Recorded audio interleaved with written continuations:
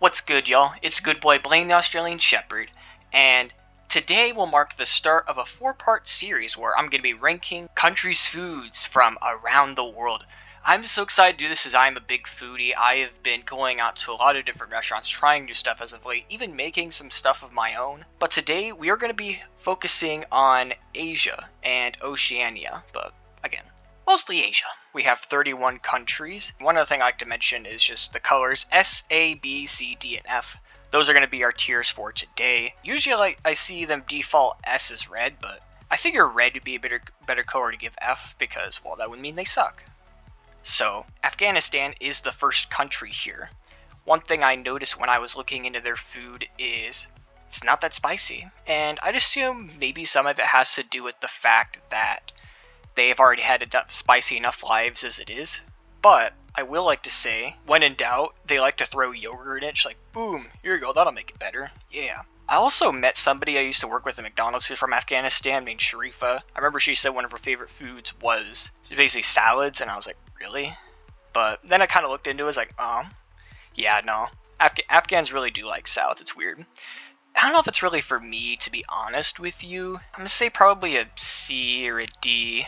Australia is up next as one of the Oceania countries. And of course they're a continent of their own. But anyways, I'm going to have meat pies at MFF. That's probably one of the most famous foods outside of Vegemite, which I don't think I would like.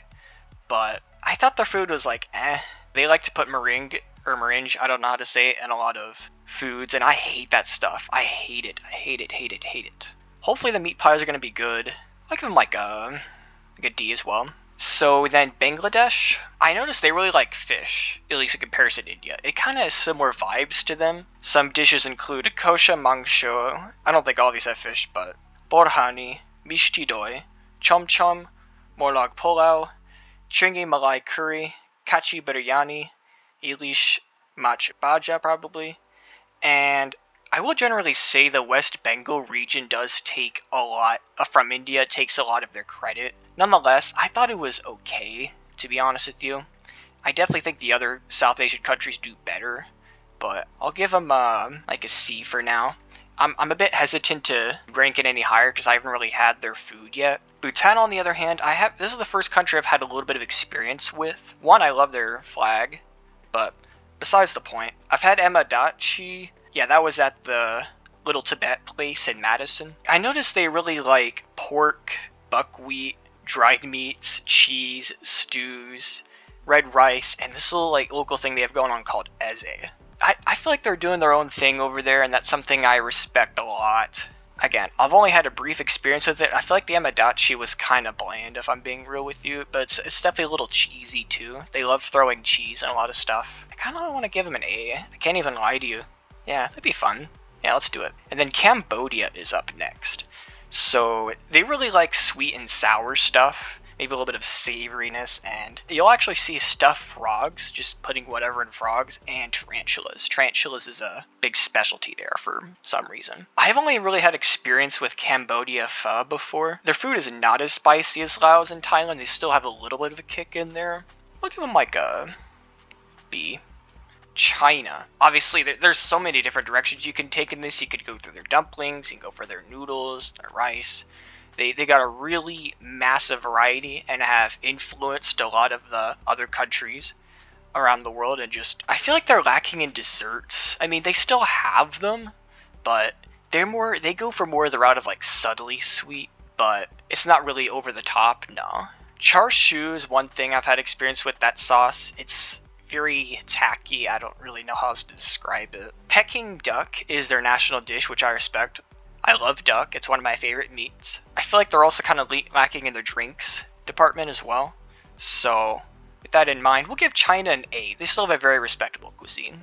As for Fiji, I was very disappointed. I was hoping with how fit the people are, especially on that rugby team, that they would be home to some really good cuisine, but that's not really the case.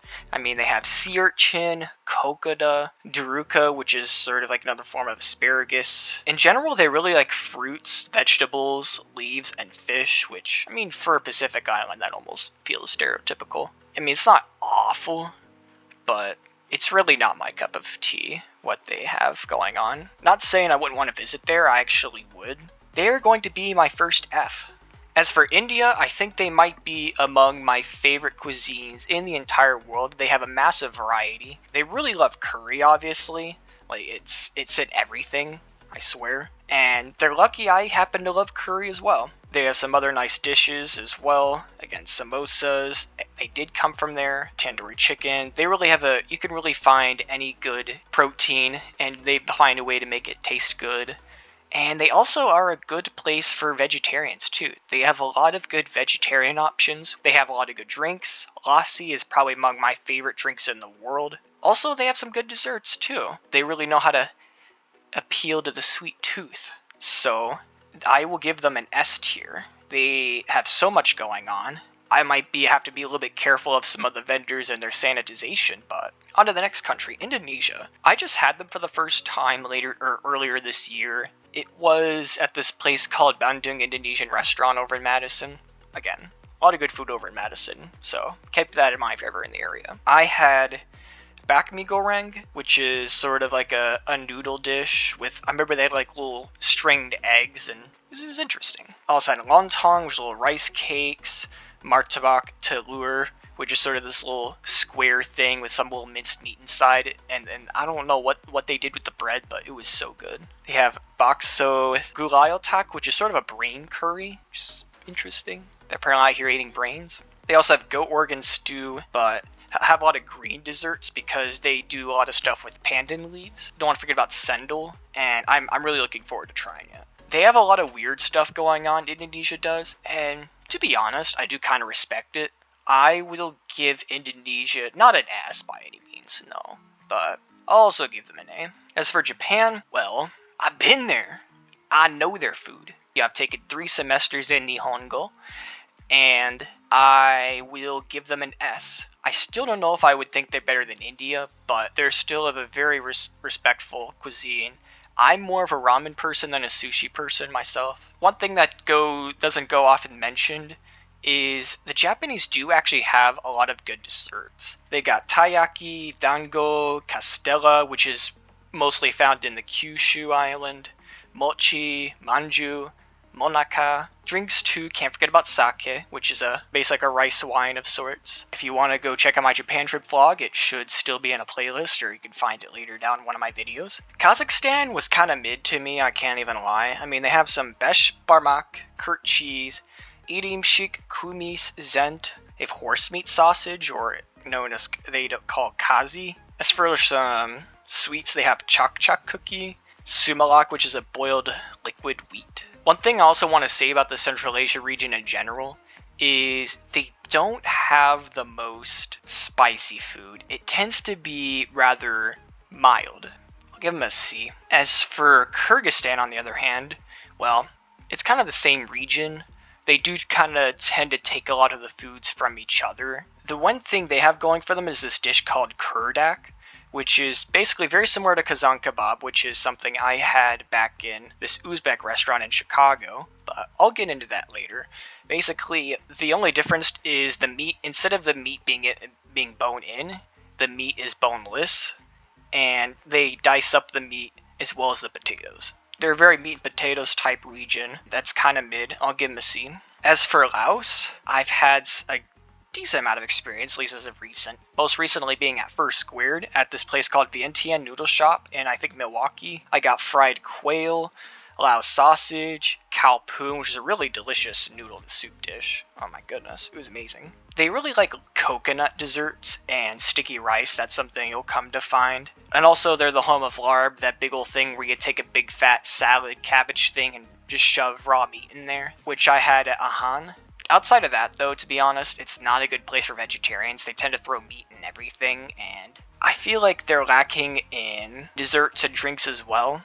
One drink they have is Lala, which is a rice whiskey and sugarcane juice. I will give Laos an A tier. I love the Lao people, and I think they're a really cool country. As for Malaysia, I mean, their national dish is nasi lemak, which, ironically enough, doesn't have any meat in it. They have a lot of influence from Thailand and Indonesia, as you'd imagine. They have this thing called lekor, which is fish crackers, Teo, which is black tea with no milk.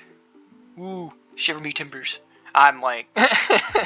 Some other examples of some drinks and dessert I wanted to throw in was they have Sago Gula Malacca, Ice Kasang, Tem Tarik, and also nutmeg juice. I'm surprised no one else came up with the idea to do that. I feel like Laos has the better entrees, but Malaysia has some really good desserts and drinks going on for them, which was a bit of a surprise to me. But their entrees were kind of cheeks, I can't even lie. So I'll give them a B. As for Mongolia, I just came back from the Arvin place about a month ago. It's a really nice little place there. You can get some Mongolian food, have a nice little community. They even had their menu, or at least a decent amount of it, on a blackboard in Mongolian. I was the only white person in there. But anywho, as for their food, I got kushur, sute sai, which is sort of a savory. I also got tuvan.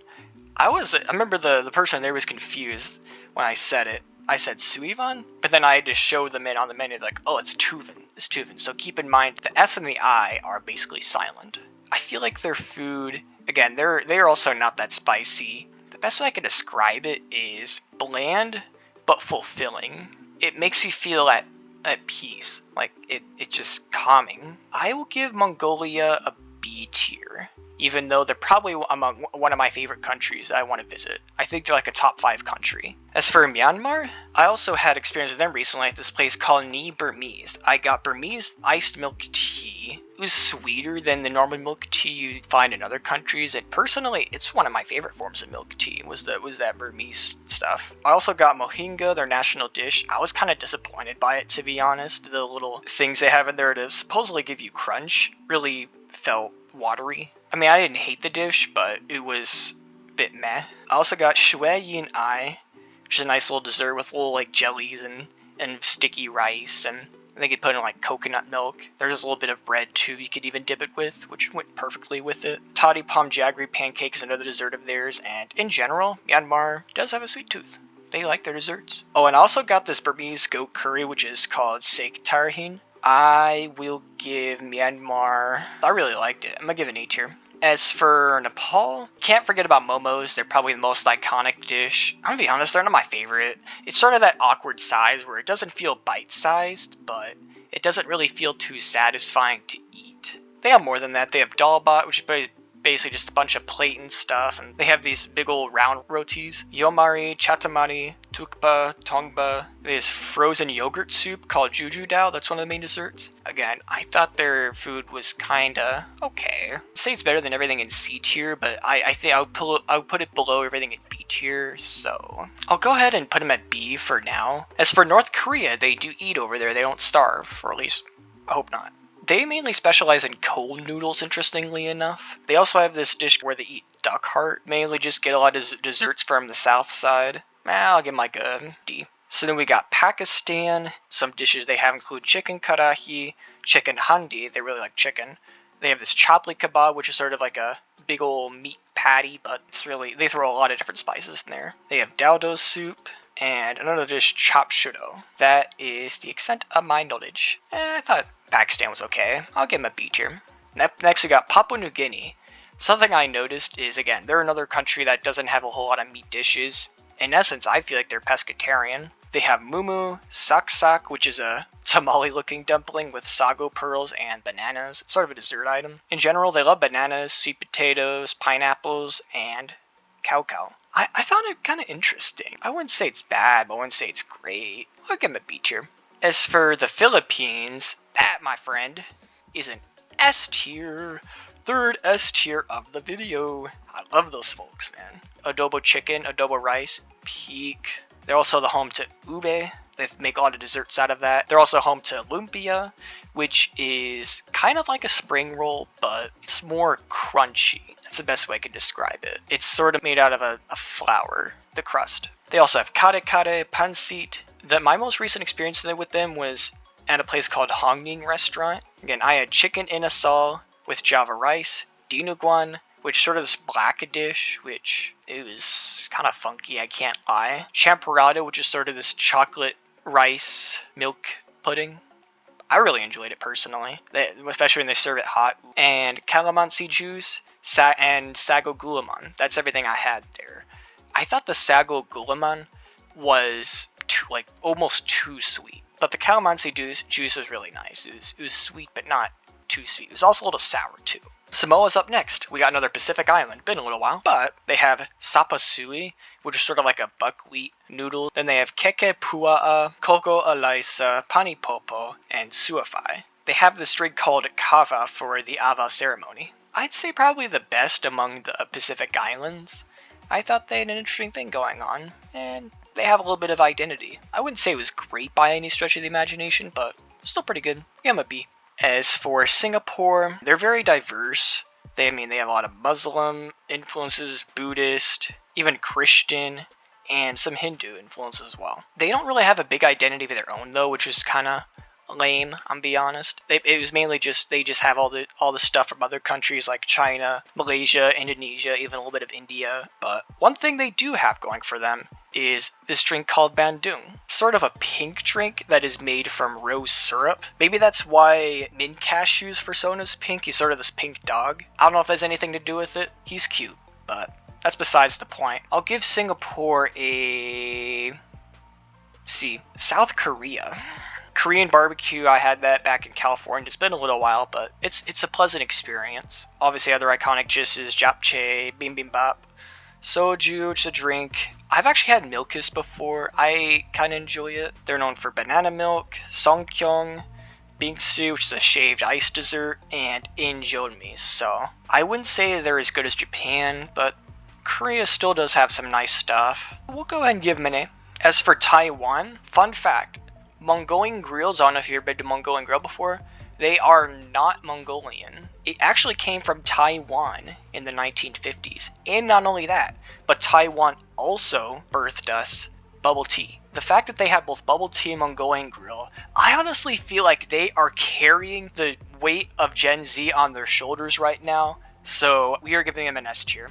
And then we got Tajikistan up next. The interesting thing about them is Tajiks are technically more ethnically Uzbek than a lot of Uzbeks themselves, because it's a weird land dispute. So it's kind of hard to differentiate them. They also have Hadvaitar, which is mixing flour with melted lamb fat. It's kind of funky, I can't even lie. I'm gonna give them a C tier. And then we got Thailand. Thai iced tea and coffee is peak. Ooh, it is an exquisite biscuit, I tell ya. I also had Khao Pad Poo, which is like a crab fried rice in this place called Thai Cuisine in the Upper Peninsula. It's basically right as soon as you cross the border into it. I also had Khao Soi from Sandy's Thai Fusion. Well, I'll give him an S.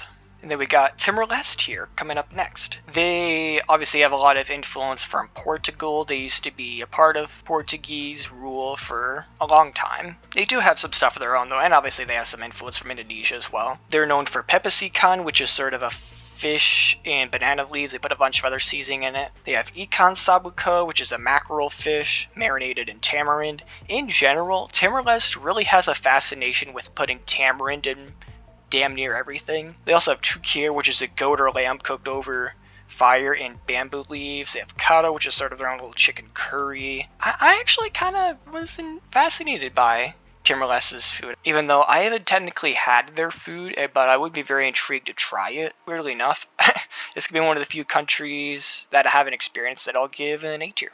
Then we have Tonga. They are known for octopus and coconut cream. And then kava plant, which literally means bitter. Otaika, which is raw fish marinated in citrus juice and coconut milk. Faikakai, which is coconut caramel dumplings. And they have Kelavi Ika, which is deep fried fish and gravy. I'm surprised that isn't American. I thought they would have come up with something like that. We'll give them like a C.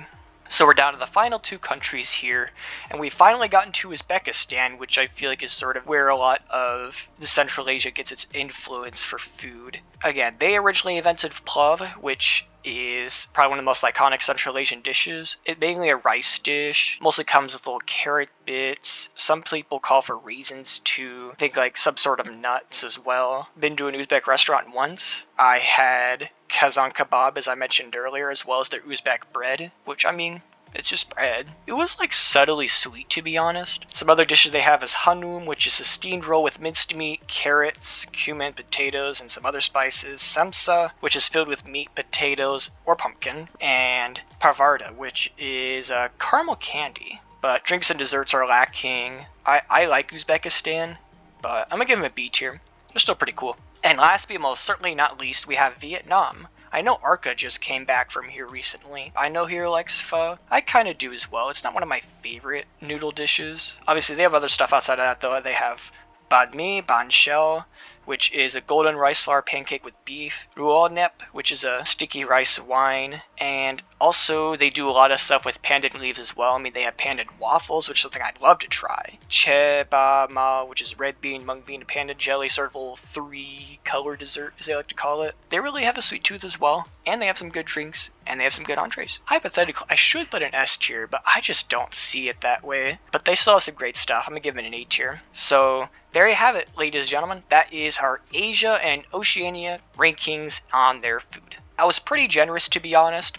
That'll about do it for this video. Thank you so much for just sticking with me to the end here and knowing that really this isn't that serious of a video. I mean, it's just like ranking countries on the food. It's very subjective, but still thankful nonetheless. And again, keep in mind that I'm a furry YouTuber, so obviously expect me to come out with an Anthicon vlog. I did go to that con. And I'm also very thankful for my patron Astro. And that'll be about all. Thank you very much. Bye-bye.